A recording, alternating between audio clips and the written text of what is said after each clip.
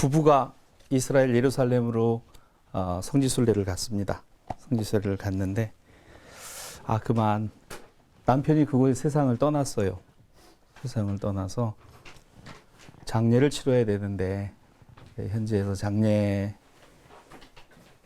준비하는 분이 여기서 장례를 치르면은 한 200만 원 정도면 되겠고 한국으로 이송을 해서 장례를 치르게 되면은 한 800만 원 정도가 들 텐데 이렇게 부인에게 여쭤봅니다. 어떻게 하시겠습니까? 그랬더니 이 부인이 한참을 생각하시더니 한국으로 가겠습니다. 그렇게 얘기를 했대요. 그래서 왜 여기서 다 할 수 있는데 굳이 돈을 많이 들여서 한국으로 가서 장례를 치르려고 하느냐 이 얘기를 하니까 듣기에는 여기 이스라엘 예루살렘에서 어떤 사람이 죽었다가 3일 만에 다시 살아났다는 얘기가 있어서 나는 그냥 남편의 시신을 갖고 가렵니다. 이걸 웃을 수 있다는 것은 대단한 유머라고 생각을 하고, 제가 원래 재밌는 얘기를 잘 못하는데 저희 아내가 절대 이 얘기는 하지 말라고 했는데 또 오늘도 해봤습니다. 부부의 세계는 참 오묘하고 참 알 수 없는, 부활할까봐 겁이 나서 한국으로 가서 화장을 하고 장례를 치른다. 제 얘기가 아니고요. 우리 부산 출신 제가 참 좋아하는 우리 송기론 목사님 이번에 신간을 내셨는데 저한테 책을 보내주셔가지고 그거 보는 중에 그 죽음과 장례에 대해서 요새 연구를 많이 하고 계시고 또 그 신간을 내서 제게 보내주셨습니다. 그 예와 이야기의 한 토막입니다. 오늘이 무슨 날인지 아십니까? 예. 예? 예수님 생신? 부부의 날? 예. 비슷하게 나왔습니다. 오늘은 교회로 부르는 예수 승천일입니다. 예수님 승천하신 날, 예수 승천일. 교회력에서 이렇게 지키고요. 지난 주일이 부활 후 6번째 주일이었고요. 오늘이 예수 부활하신 후 부활절로부터 40일이 되는 날입니다. 오늘부터 열흘이 지나 50일이 되면 5월 31일이 성령 강림 주일이 됩니다. 그래서 우리 복음서와 사도행전을 통해서 예수께서 부활하시고 40일간 이 땅에 계시면서 하나님 나라와 복음을 전하셨다. 우리 사도행전 1장에 보면 나오죠. 그리고 주님, 그렇다면 바로 지금입니까? 지금이 이스라엘 나라를 회복하실 때입니까? 그랬더니 예수께서 그것은 너희가 알 바가 아니요 오직 너희에게 성령이 임하시면 너희가 권능을 받고 예루살렘과 온 유대와 또 사마리아 땅끝까지 이르러 내 증인이 되리라 하신 말씀을 그들이 믿고 다시 열흘을 기다린 후에 급하고 강한 바람같이 불의 혀같이 갈라짐으로 예루살렘 온 도성에 들어온 각 지역 사람들에게 예수가 그리스도이심을 선포하고 증거하였으니 이것이 바로 처음 교회의 시작, 바로 성령 강림 주일. 이제 코로나19로 힘겨워진 우리 한국교회, 전무후무한 경험을 하지 못했던 우리의 예배의 형태와 모습들을 다시금 회복합시다. 이번 5월 31일이 한국교회 예배 회복의 날로 선포되어 있고 또 우리 모든 신앙가족들이 기도하고 계시는 줄로 압니다. 기독교 신앙, 그리스도교 신앙의 중심은 부활에 있습니다. 예수 부활하심. 이것이 참 소망, 그리고 참된 생명. 거짓 소망과 거짓 생명도 있습니다. 오늘 진짜는 가짜를 양산하고 나타내게 합니다. 가짜가 있다는 것은 진짜가, 진품이 있는 것이죠. 예수님만이 참된 소망, 예수님만이 참된 생명이십니다. 십자가와 부활은 우리 기독교 신앙의 가장 중심에 있고 우리는 이것을 힘입어 살아가는 것이죠. 제가 우리 교인들에게, 신앙가족들에게 늘 그런 얘기를 합니다. 달력으로만 살지 말고 교회력으로도 살아야 된다. 말씀을 읽는 것, 기도하는 것, 또 우리가 그거에서 기도해야 될 제목들을 찾게 되는. 그래서 저희 교회는 예배를 교회력에 따라서 예배를 드리고 있습니다. 저희 교단 예식서에도 나와 있는데요. 우리 성결교회지만 그 예식서에 따라 예배를 드리고 그리고 주일 설교의 본문도 우리 교회력의 성서 정과를 통해서 본문을 그대로 채택하고 그 본문을 통해서 말씀을 나눕니다. 부활 후 6번째 주일 지나 오늘은 예수님 승천하신 날 이제 돌아오는 24일은 바로 부활 후 마지막 7번째 주일이 됩니다. 우리 부활절 날만 부활의 찬양을 부를 게 아니라 바로 이 7주 동안은요. 이 부활의 찬양을 부르고 부활의 말씀을 묵상하고 부활의 주님으로 기뻐하고 부활의 주님이 세상에 참된 소망과 생명이시라는 것을 다시금 우리 안에 담아낼 때 비로소 우리 안에 역사하시는 성령께서 우리의 삶의 자리에서 예수를 증거하고 예수님을 전하는 복음 전파자의 사명을 살아가게 하심인 줄 믿습니다. 그뿐만 아닙니다. 사랑과 희락과 화평을요. 또 오래 참음과 자비와 양선을 그리고 충성과 온유와 절제의 성령의 열매. 세상은 이것을 금지할 수도 없고요. 이건 세상으로부터 오는 것도 아닙니다. 육신의 정욕, 안목의 정욕, 이생의 자랑 이거는 하나님이 주시는 게 아니라 그랬어요. 세상으로부터 오는 것이라 그랬습니다. 오직 성령이 너희에게 임하시면 오늘 그 성령의 열매가 우리 가운데서 맺어지고 우리 삶의 자리에서 풍성하게 일어나야 바로 그곳이 교회고 그리스도인의 삶의 모습인 줄로 믿습니다. 그래서 우리 오늘 찬양한 것처럼 우리 삶의 자리에 나가서 기쁨의 주님을 우리가 보여주어야 합니다. 또 소망이신 주님을 우리로부터 보일 수 있어야 됩니다. 얼마나 지금 암울하고 힘들고 어렵습니까? 한두 사람이 아닙니다. 모두가 다 힘들고 어렵다라고 말합니다. 바로 그러한 가운데 우리가 있고 교회가 있습니다. 교회는 무엇을 해야 할까? 교회는 바로 우리의 참된 생명과 소망과 기쁨이신 예수 그리스도를 증거하고 전하는 것이어야 합니다.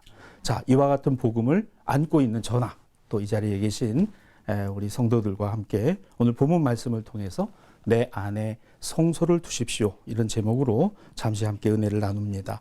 이스라엘 백성들은요, 하나님의 특별한 은혜를 입었어요. 근데 그들은 그 은혜를 잘 몰랐습니다. 잊어버리고 살았습니다. 결정적으로 이 은혜를 40년간 체험했으니 바로 우리가 아는 출애굽과 광야에서의 40년 교회 생활이었습니다. 교회였죠. 바울은 광야교회라고 아예 이름을 그렇게 붙였습니다. 그들이 거기에서 알았던 것은 우리의 하나님이 누구신가? 그 하나님이 우리에게 무엇을 말씀하시는가? 하나님의 백성으로서 우리는 가나안 땅에 들어가 어떻게 살아야 하는가였습니다. 그들이 그러한 것을 가지고 들어갔으나 근데 문제는 잊어버린다는 거예요. 사랑하는 여러분, 우리는 잘 잊어버려요. 지난주일 설교 말씀 기억나세요? 네. 기억이 안 나야 합니다. 그래야 새롭게 듣는 은혜가 있거든요. 잊어버립니다. 새벽기도 본문, 그날 새벽기도 본문도 잘 기억이 안 나요. 자꾸 잊어버립니다. 들을 때는 이해가 되고 아멘이 되고 또 내 안에 담습니다만 살아가다 보면 잊어버립니다. 세상께 자꾸 보여요. 세상에서 되어지는 게 그럴듯해 보입니다. 이것이 우리에게 끊임없이 다가올 때 괜찮습니다. 그러나 중요한 것이 있어요. 그 순간에도 그 과정 가운데도 하나님의 말씀은 우리 안에 역사하고 계시고 그것을 통해서 우리가 깨닫게 하심인데 안타까운 건 저도 그렇습니다. 그때 깨달으면 좋겠는데 좀 늦어요. 좀 지내놓고 보니까 이게 하나님 은혜였구나. 430년 종살이한 게 하나님 은혜였구나. 40년 광야가 하나님 은혜였구나.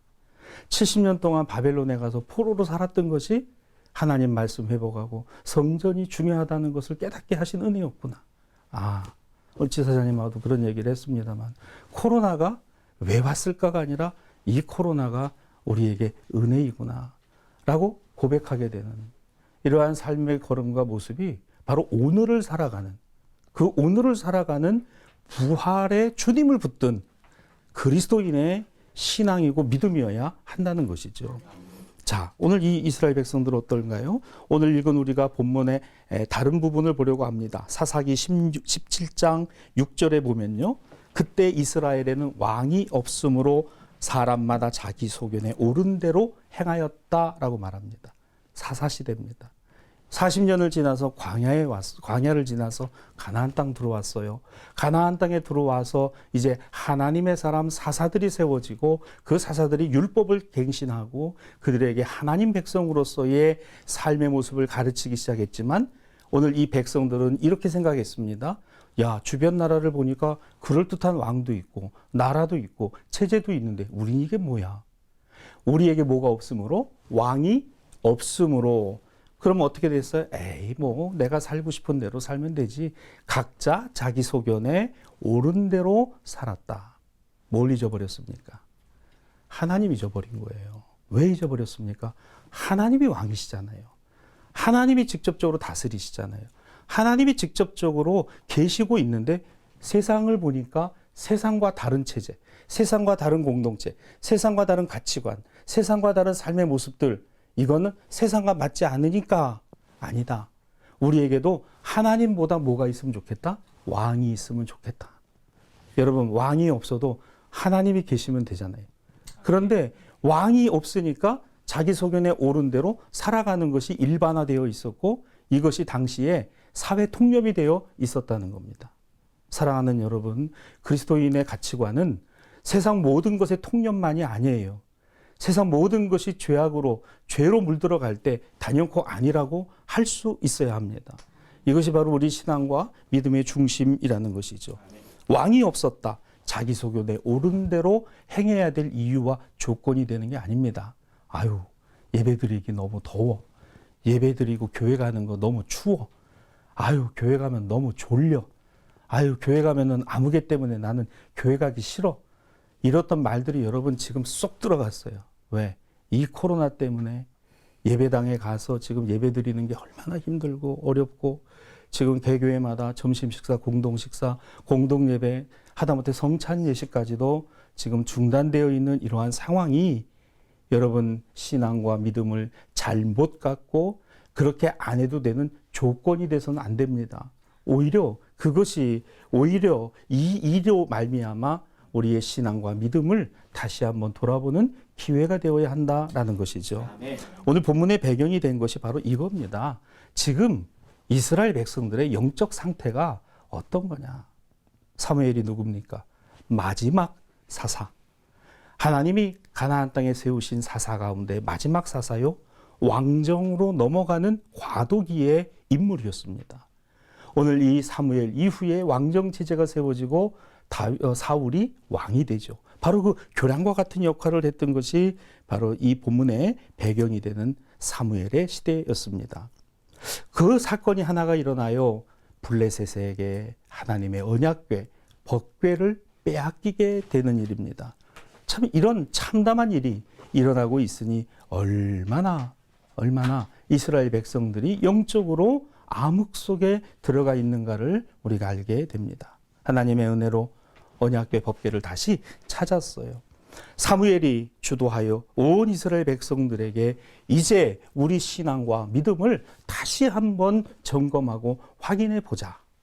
이와 같은 외침에 호응한 수많은 이스라엘 백성들 전원은 미스바에 모여 하나님 앞에 자신들의 죄를 자복하고 그리고 신앙과 믿음의 갱신을 하게 됐으니 바로 우리가 아는 미스바 신앙 회복의 운동이었습니다. 여러분 지금 필요한 건 한국교회의 신앙 회복이에요. 아멘. 믿음의 회복입니다. 예수 그리스도와 십자가와 부활의 복음이 아닌 것을 혹시라도 우리가 갖고 있었다면 과감하게 이제는 버려야 합니다. 그리고 찾아봐야 합니다.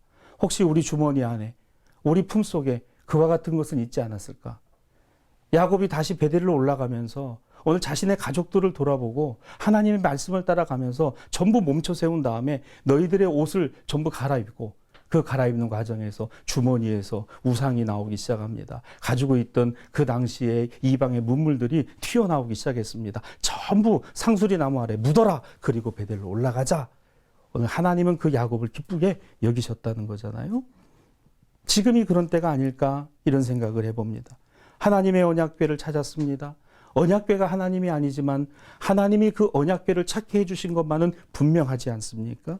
오늘 미스바에 모여서 저들이 이제 하나님의 은혜를 다시금 경험하게 되니 실패의 자리에서 경험하는 겁니다. 빼앗겼던 것을 다시 찾는 것입니다. 잊어버렸던 것을 회복하는 것입니다. 이게 은혜입니다. 여러분, 우리가 지금 가져야 하는 게 바로 이 은혜인 것이죠. 그래서 이스라엘 백성들에게 이 미스바는 홀리 플레이스, 성소, 거룩한 곳이 되었다는 것입니다. 사무엘상 7장 본문의 12절에 가보면 그 미스바와 센 사이에 이 12돌을 세우고 그곳에서 기름을 부으며 이렇게 말했습니다. 에베네셀, 하나님이 여기까지 우리를 도우셨다. 참 이 에베네셀이라는 이름을 저는 참 좋아해요. 하나님이 여기까지 우리를 도우셨다. 비로소 여기서 찾은 거예요. 왕이 없으므로 자기 소견에 옳은 대로라던 그들에게 이제 이게 아니구나. 우리에게 훌륭한 정치 지도자가 없어서 정치인이 훌륭하지 못해서 아닙니다. 하나님을 잃어버려서 그런 거예요.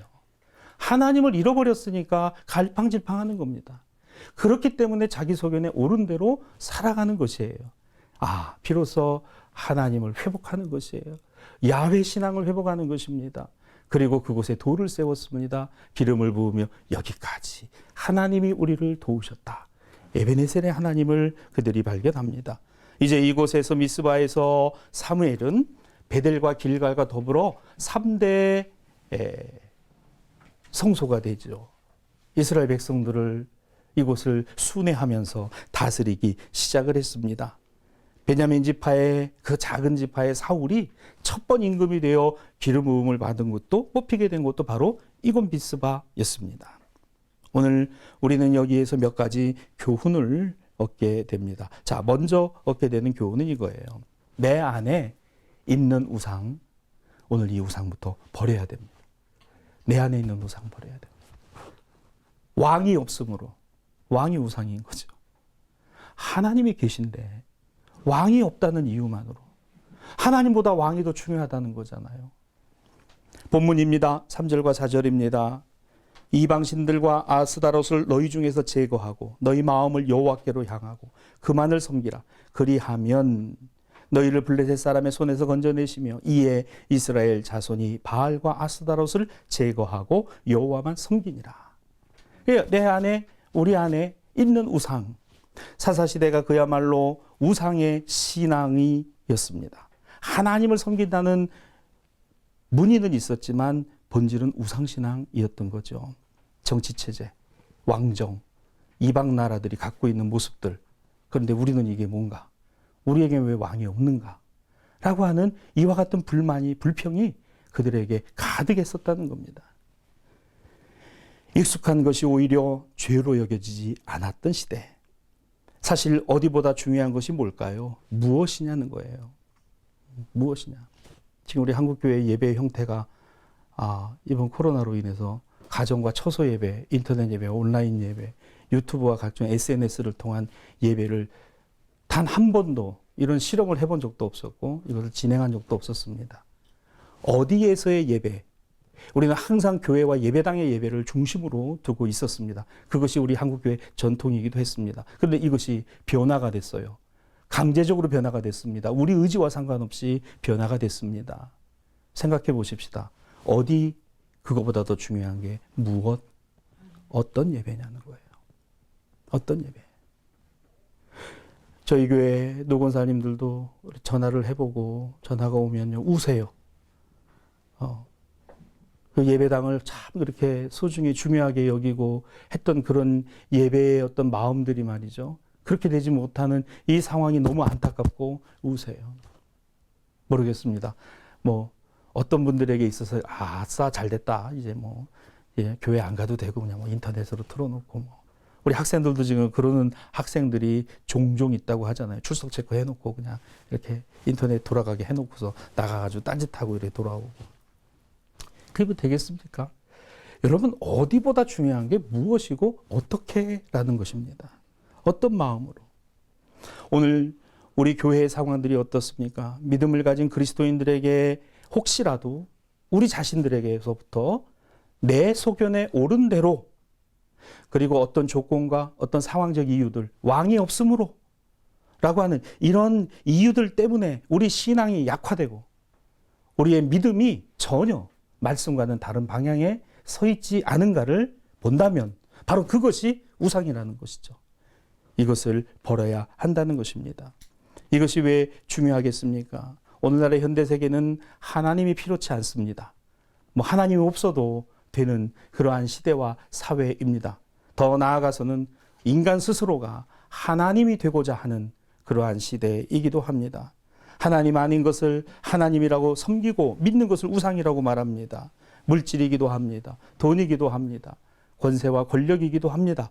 오늘 여기에 우리의 모든 것을 투자해서 갖고자 하는 것이 있다면 어쩌면 그것이 우상이지 않을까를 생각해 보아야 합니다. 본문 5절입니다. 온 이스라엘 백성들은 미스바로 모이라 내가 너희를 위하여 여호와께 기도하리라. 사무엘의 해법은 아주 단순했어요. 모여라, 기도하자. 여기에 동의하는 사람들 다 모여라. 그리고 하나님께 엎드리자. 무릎 꿇고 기도하자. 그래서 우리가 두 번째로 오늘 본문에서 얻는 교훈은 이것입니다. 우상을 버려야만 비로소 하나님과의 참된 교제가 시작될 수 있다는 것입니다. 기도입니다. 내 안에 욕심이 가득한데 하는 기도가 과연 그게 어떤 기도겠어요? 욕심의 기도, 욕망의 기도, 돈의 기도, 물질의 기도, 권세의 기도, 출세의 기도, 성공의 기도, 이러한 것들이 과연 기도의 본질, 하나님과의 교제의 본질일까? 예수님께서 마지막 우리에게 보여주신 기도의 모습은 겟세마네에서 밤새도록 하신 기도는 오늘 나의 뜻대로 하지 마시고 아버지 뜻대로 되기를, 나의 원대로 하지 마시고 아버지 뜻대로 이루어지기를 구했던 기도입니다. 여러분, 우리는 어떤 기도를 하고 있느냐는 거예요. 내 안의 출세와 성공이 세상에서의 물질과 돈과 재화와 권세와 권력을 그리고 성공지향적인 것을 포커스로 놓고 그리고서 열심히 그냥 기도하고 있다면 열심은 있습니다. 기도는 하고 있습니다. 그러나 과연 하나님과의 참된 교제의 기도이냐라는 것입니다. 우상을 버려야 돼요. 자녀가 우상일 수도 있습니다. 오늘 우리의 삶의 어떤 목적과 목표들이 우상일 수도 있어요. 구하나 그러나 이것이 내 뜻대로 되지 말고 아버지 뜻대로 되기를 원합니다. 오늘 아버지 뜻대로 되기를 원합니다. 그렇다면요, 지금의 오늘 이 모든 상황이 아버지의 뜻 안에 있는 것이니 감사하잖아요. 코로나로 인해 감사합니다. 이 모이지 못하는 상황 안타깝지만 주님 감사합니다. 이것을 통해서 우리 신앙을 돌아보고 믿음을 깨닫게 하시니 감사합니다. 오늘 사무엘은 아주 단순했어요. 5절에 나와 있는 것처럼 뭐 이런저런 조건 붙이지 않았습니다. 미스바에 모여라. 무릎을 꿇자. 하나님 앞에 기도하자. 우리 안에 있는 거, 우상이 있는 거 이제 깨닫지 않았느냐? 왕이 없어서 우리가 불행한 것이냐? 너희 각자의 소견에 오른 대로 행하는 것이 과연 그것이 하나님이 기뻐하시는 일이고 합당한 것이냐? 기도는 성소, 즉 거룩한 신앙의 증거입니다. 하나님과의 참된 교제가 기도여야지 기도가 하나님을 향한 내 욕망의 분출이 되어서는 안 된다는 것이죠. 때로는 우리 그런 기도할 때가 있잖아요. 너무 절박해서. 그리고 때로는 정말 욕심이라도 하나님 이루어 주시기를. 그러나 그것이 안 됐다고 해서 뭐가 잘못됐고 이것이 문제인가? 아닙니다. 모든 것이 합력하여 선을 이룬다라고 믿는 사람이 누구예요? 하나님을 사랑하는 자. 그 뜻대로 부르심을 입은 자라고 믿는 사람이잖아요. 그러니까 오늘 이 기도, 하나님과의 참된 교제의 회복은 아버지 뜻대로 되기를 원합니다. 아멘. 내가 가지고 있었던 것이 우상이었습니다. 하나님 원치 않는 것이었습니다. 본문 8절을 봅니다. 이스라엘 자손이 사무엘에게 말합니다. 당신은 사무엘이요 우리를 위하여 이 백성들에게 우리 하나님 여호와께 쉬지 말고 부르짖어 우리를 블레셋 사람들의 손에서 구원하시게 하소서. 그렇습니다. 하나님이 왕이십니다. 하나님이 임금이십니다. 하나님이 주인이십니다라고 온 이스라엘 백성들이 사무엘을 앞에 세워놓고 고백하는 장면입니다. 여러분, 이 장면을 가만히 보세요. 우리의 기도만이 아니라 사무엘의 기도를 부탁합니다. 사무엘은 오늘 이 기도의 사명자였습니다. 우리는 누구일까? 교회의 사역, 파송한 선교사님들, 우리가 후원하고 있는 작은 교회와 목회자님들, 그리고 우리의 기도 속에 있는 지역과 사회와 나라와 민족과 세계를 향한 우리는 사명자입니다. 그 사명자는요, 우상을 섬기지 않아요. 온전히 참된 하나님을 붙듭니다. 하나님과의 참된 교제, 기도가 있습니다. 그 기도의 사람들이 오늘의 교회를 지탱해가고 이 그리스도교 신앙과 믿음을 이어가는 것이지요. 오늘 이 백성들의 고백 안에는 사무엘이 바로 그 정점에 있었습니다. 교회를 보면요, 목회자들이 하는 항상 중심 안에는 말씀 준비뿐만 아니라 기도가 있습니다. 사도 바울이 로마의 그리스도인들에게 보낸 편지, 로마서 1장 9절입니다. 내가 그의 아들의 복음 안에서 내 심령으로 섬기는 하나님이 나의 증인이 되시거니와 항상 내 기도에 쉬지 않고 너희를 말하며. 바울은 분명히 그렇게 얘기했습니다. 항상 내가 기도할 때 쉬지 않고 너희 로마에 있는 그리스도인들을 위하여 기도하며 라고 그랬습니다. 여러분의 목회자들이 가장 중심에 두고 있는 게 이것이죠. 성도들을 위해, 교회를 위해 기도하는 것입니다. 오늘 다른 길 가지 않게 하시고 오직 주님의 길을 가게 하시고, 저렇게 힘들고 어렵지만 주님 낙심하지 않고 다시 일어서는 용기와 담대함을 주시기를, 때로 힘들고 어려운 상황에 실망과 낙심이, 슬픔이 찾아올 때 주님이 찾아가 주셔서 위로해 주시기를, 그리고 붙들어 주시기를 바랍니다. 오늘 이 기도가 있는 교회가 복 있는 교회인 줄로 믿습니다. 뿐만 아니라 이런 기도가 있어요. 그 목회자의 기도와 함께 기도하는 동역자들이 있습니다. 로마서 15장 30절 말씀입니다. 형제들아, 내가 우리 주 예수 그리스도와 성령의 사랑으로 말미암아 너희를 권하노니 너희 기도에 나와 힘을 같이 하여, 너희 기도에 나와 힘을 같이 하여 나를 위해 하나님께 빌어라는 표현이 나옵니다. 너희 기도에 나와 힘을 합쳐. 그러니까 사도 바울은 그 기도뿐만 아니라 성도들의 기도를 요청했습니다. 나와 힘을 합쳐서 기도하자라고 말입니다. 그래서 이 교회의 가장 강력한 힘이 뭘까? 기도에 있습니다.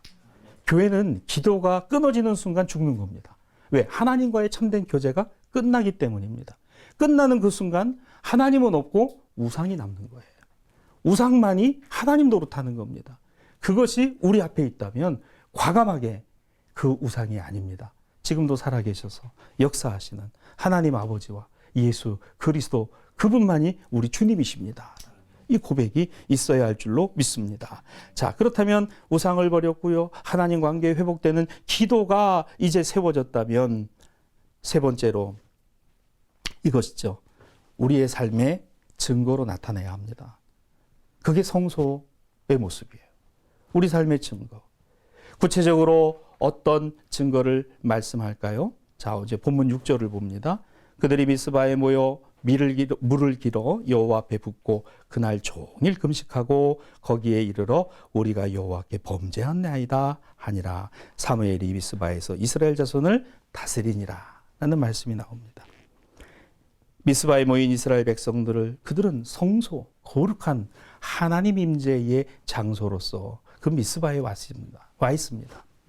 그런데 한 번 더 생각해 봅니다. 그곳에서, 그 장소만이 아니라 이곳에 모인 그들이 하나님의 임재를 경험하고 있다면, 임재 안에 있다면 바로 그들 자체가 성소인 것이죠. 바울이 그런 말을 했습니다. 성전이 뭐예요? 너희 안에 성령이 거하시는 것을 너희가 알지 못하느냐? 그게 바로 거룩한 성전이다라는 것이에요. 예수님 당대에 성전이 있었습니다. 예루살렘 성전이죠. 바울 당대 예수님과 동시대였기 때문에 예루살렘 성전이 있었어요. 그런데 과감하게 예수님은 성전 쳐다보지도 않으셨어요. 오히려 그곳에 들어가셔서 다 둘러 엎어버리셨습니다. 그리고 가슴을 치시며 눈물을 흘리셨어요. 내 집은 만민이 기도하는 집이라 일컬음을 받으리라고 예수님은 그렇게 보셨습니다. 바울은 말합니다. 그 성전이 버젓이 있고 그 성전에 복무하며 제사장들의 뜻을 쫓아서 살인명령서를 쥐고 교회를 깨웠던 이 사울이 바울로 변화되는 그 삶의 증거가 나타나는 순간 오늘 그곳에 하나님의 역사가 이어지기 시작했다는 것이잖아요. 이게 우리 교회의 역사입니다. 바울은 말합니다. 오늘 교회가 무엇이냐, 성소가 무엇이냐, 거룩함이 무엇이냐, 우리 안에 무엇을 갖고 있느냐는 거예요. 여러분, 한국교회가 이런저런 이야기를 많이 듣습니다. 귀담아 들어야 될 내용들이 분명히 있습니다. 아닌 건 과감히 아니라고 해야 합니다. 버려야 할 거 있으면 버려야 합니다. 우리도 마찬가지입니다. 지금까지 살아오면서 우리 선대들로부터 이어온 신앙과 믿음의 참 아름다운 귀한 모습들이 우리에게서 우리 다음 세대로 이어지고 있는지, 아니면 우리에게서 왜곡되어지고 중단되어지고 멈춰지고 없어져 버리고 있지는 않은지를 돌아보아야 한다는 것이죠. 오늘 이스라엘 백성들은 그러므로 이 성소의 의미를 다시금 이 미스바에서 찾기 시작했습니다. 이제 그들이 물을 길어 여호와 앞에 붓고 종일 금식하고 하나님 앞에 자복하는 이와 같은 귀한 예배를 이곳에서 드리기 시작했습니다. 물을 길어 여호와 앞에 붓는다는 오늘 이 6절의 말씀은요, 사실은 하나의 상징적인 행위입니다. 오늘 자신들의 죄를 하나님 앞에 내놓고 말끔하게 씻어 주심을 간구한다는 것이죠. 오늘 회개의 의미입니다. 금식은 뭔가요? 금식은 음식을 끊는 것이죠. 근데 이 금식하다라는 것에 또 다른 의미가 있더라고요. 입을 닫다라는 의미입니다. 사실 그렇죠. 입을 닫으면 음식이 들어가지 않으니까 이 금식이라는 의미 안에는 음식을 단순히 끊는다만이 아니라 입을 닫는다라는 의미가 포함되어 있습니다. 입을 닫는다. 침묵입니다. 때로는 꼭 필요한 말만 하는 것이죠. 입술을 제어하는 것입니다. 때로는 입을 지키는 것이 생명을 보존하는 것과 연결되기도 합니다. 잠언 13장 3절입니다. 입을 지키는 자는 자기 생명을 보존한다. 잠언 30장 32절입니다. 스스로 높은 채 하였거나 악한 일을 도모하였거든 너의 손으로 너의 입을 막으라는 말씀이 나오죠. 전도서 5장 2절입니다. 함부로 입을 열지 말며 급한 마음으로 말을 내지 말라. 마땅히 말을 적게 할 것이니라 는 말이 나옵니다. 그러니까 이스라엘 백성들이 우리에게 왕이 없어. 우리는 이게 뭐야. 저 이방 나라들 봐봐. 얼마나 그럴듯해. 우리는 이게 뭐야. 광야에서 40년 죽도록 고생하고 우리 아버지 어머니들이 그 고생해가지고 여기까지 와가지고 이게 뭔가 그러고 살아가던 그들에게 하나님의 언약궤도 뺏겨버리고 처참해진 그들의 모습 속에서 얼마나 많은 말들이 있었겠어요. 교회를 보면요, 좋은 이야기, 참 아름다운 이야기는요 더디 퍼집니다. 희한하죠. 그리고 상대적으로 좀 안 좋은 이야기, 나쁜 이야기, 부정적인 말은요 금방 퍼집니다. 그러니까 이게 결국은 입에서 입으로 이게 전해져 건너다닌다는 거잖아요. 좋은 이야기는 잘 안 건너가고 이 안 좋은 이야기만 자꾸 퍼져나가는 거죠. 초대교회는 문서가 없었어요. 예수의 복음은 문서로 기록된 것 훨씬 나중 때였습니다. 오늘 예수님의 복음이 어디서 어디로 전해졌어요? 입에서 입으로 전해졌어요. 예수님을 보았던 사람들의 입에서, 그리고 그 옆 동네 사람에게, 그 가족에게, 그 주님을 만나지 못한 사람에게 입에서 입으로 전해졌으니 복음서가 처음 형성된 그 형성 초기에는 구전이 바로 가장 강력한 복음의 증거였다는 겁니다. 사랑하는 여러분, 우리가 가급적 말을 조심해야 합니다. 긍정적인 것, 아름다운 이야기, 또 신앙과 믿음의 고백들은 많이 이야기가 되어야 합니다. 부정적인 것, 몰라도 되는 것, 알지 않아도 되는 것, 내 선에서 묻고 닫을 필요도 있습니다. 이게 금식하다라는 의미 속에 담긴 의미이기도 하죠. 마지막으로 오늘 여기 말씀에서 이 미스바에 모인 이스라엘 백성들이 이렇게 고백합니다. 우리가 여호와께 범죄하였나이다. 인정하는 거예요. 인정하는 거예요. 하나님, 나는 잘못이 없습니다. 나는 허물이 없습니다. 가 아니라 하나님, 내가 잘못했습니다. 하나님, 내가 범죄했습니다. 내가 죄인입니다. 인정하는 것이죠. 회개에 대한 가장 전형적인 형태의 모습입니다. 성소를 둔 사람은 영적인 망대에 올라 자기 자신을 성찰합니다. 오늘 이것이 없이는요, 높은 데 올라가서 다른 사람을 보고 판단하려고 합니다. 성경 공부 오래 하고, 제자 훈련 오래 하고, 사역 훈련 받고, 은혜 체험하고, 교회에서 봉사하고, 신앙과 믿음의 연륜이 높으면 높을수록, 그런 영적인 망대에 오르면 오를수록 점점 더 내 자신 안에 속에 깊은 곳에 있는 욕망이나 욕심이나 우상이나 이런 허위의식들이 없는지를 살펴보아야 이것이 정상이지, 그냥 교회의 가장 높은 자리에 올라가서 다른 사람 판단하고 정죄하고 비판하고 비난하고, 자, 이것이 옳은 것이 아니라는 겁니다. 내가 여호와께 범죄하였나이다. 누구 할 것 없이 사무엘을 중심으로 모든 이스라엘 백성들은 이 성소 미스바에서 내가 여호와께 범죄하였나이다. 남 탓하지 아니하고 자기 자신을 그대로 하나님 앞에 드러내 자신이 죄인임을 인정했다는 것입니다. 이것을 가장 잘 보여준 사람 우리가 기억합니다. 자신 안에 성소를 둔 또 한 사람이 있죠. 다윗입니다. 사무엘하 24장 10절 말씀은 바로 그 다윗의 모습을 이렇게 보여줍니다. 다윗이 인구 조사를 한 후에 그 마음에 자책하고, 하지 말라고 분명히 하나님이 하셨는데 그거 했어요. 여러분, 우리 그럴 때 많잖아요. 해서는 안 되는데 했습니다. 근데 하나님이 그걸 가지고 뭐라 하시는 게 아니에요. 거기서 다윗이 깨달았어요. 그 마음에 자책하고, 실수와 허물 잘못할 수 있습니다. 그러나 그 다음이 중요한 거죠. 여호와께 아뢰되 내가 이 일을 행함으로 큰 죄를 범하였나이다. 내가 큰 죄를 범하였나이다. 다윗의 고백입니다. 여호와여, 이제 간구하옵나니 종의 죄를 사하여 주옵소서. 내가 심히 미련하게 행하였나이다. 하나님, 제가 미련해서 그랬습니다. 이것이 저의 허물입니다. 저의 잘못입니다.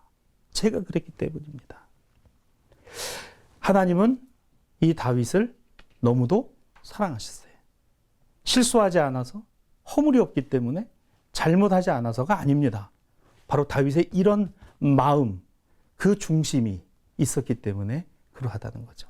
저는 지금의 한국교회의 부흥의, 복음적 부흥의 전기라고 생각이 되고, 지금이 기회일 수도 있겠구나.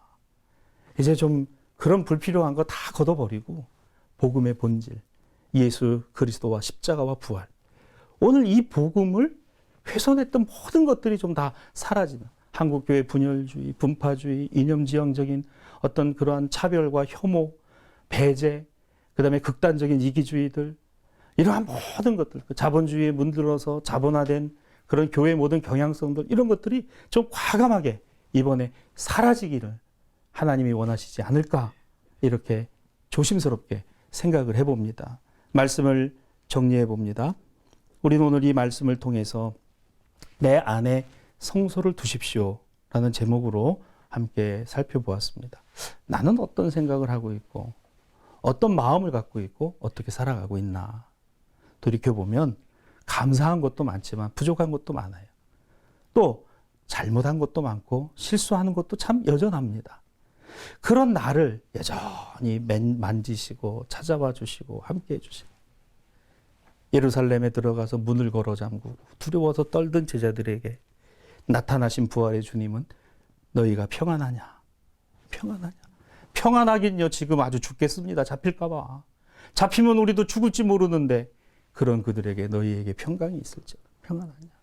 엠마오로 두 제자가 내려갑니다. 글로바라고 하는 제자와 또 한 제자는 내려가면서 심히 근심하고, 그러면서 예루살렘에서 되어진 일, 예수 십자가 죽으심에 대한 그 처참함을 가슴에 안고 내려갈 때 그 걸음 사이에 와 계신 어떤 한 사람으로부터 이야기를 듣게 되니, 그 이야기를 들을 때 그들의 마음이 뜨거워지고, 오늘 그곳에 도착하여 예수와 더불어 식탁의 규제를 나누며 떡을 떼심을 보는 순간 눈이 열려 예수시구나 라는 것을 깨닫고 예루살렘으로 올라가는 그 8일 동안이나 제자들 모임에 있지 않았던 도마는 제자들의 고백을 듣고도 그는 믿지 않았으나 드디어 만난 부활의 주님 앞에서 나의 주님, 나의 하나님이십니다 라고 고백했던 우리는 복음서의 내용을 기억합니다.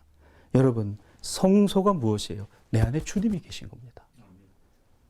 교회의 주님이 계신 거예요. 오늘 이 사회와 공동체 안에 주님이 분명히 계시다라고 하는 확신입니다. 교회가 이것을 갖고 있지 않다면 도대체 세상에 누가 이것을 갖고 있다는 겁니까?